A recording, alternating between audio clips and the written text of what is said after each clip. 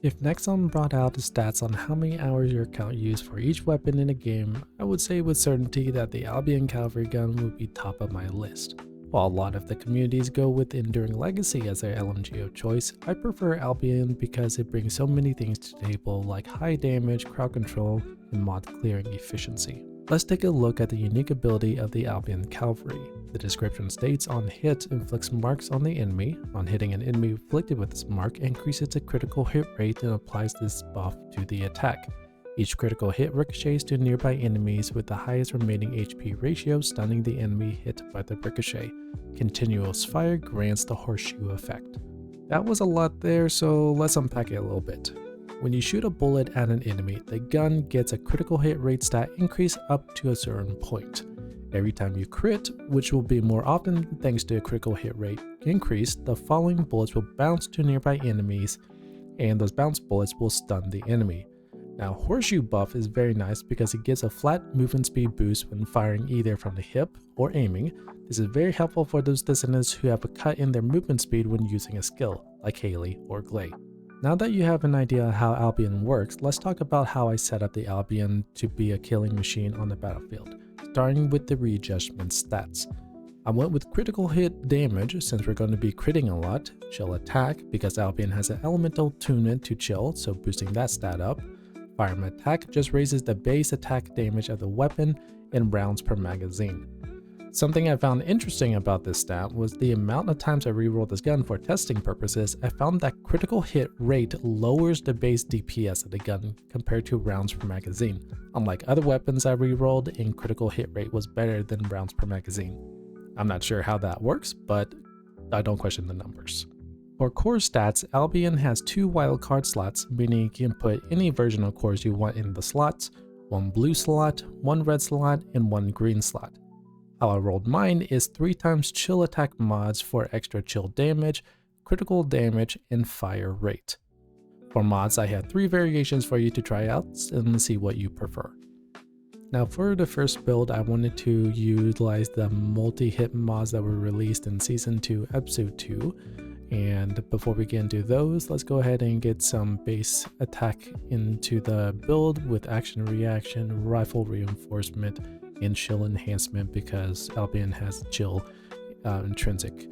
Anything else mod wise is going to be focused on crit damage with concentrated stabilizer. This one will just help with countering out the action reaction recoil, more ammo but also critical damage, better concentration with crit hit damage, and concentration priority firemark damage right there. And then we have a little bit of fire rate here, but also more crit damage. Now the 2 multi-hit mods are the multi-piercing trigger, multi-hit damage plus multi-hit chance, and then multi-bullet, which is a unique one, and it inflicts deep wounds, dealing damage equal to 3% of the firearm damage as regular intervals up to 3 seconds. And since Albion is just a beast, it procs fairly quickly. Now for this next one of high fire rate to build, we're going to use the same ones of action reaction, rifle reinforcement, and chill enhancement. Now the other ones are going to be almost similar with a little bit of crit damage, inside focus with more critical damage, and concentration priority.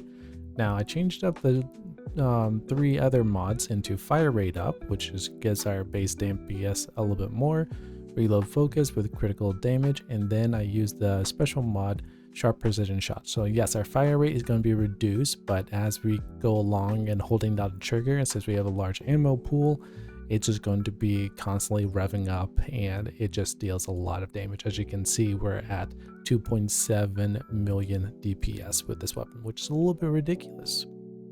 And for our last build, nothing's really changed with action reaction, rifle reinforcement, and chill enhancement. Now everything else is going to be focused on crits, so concentration rounds, concentration priority, inside focus, better concentration.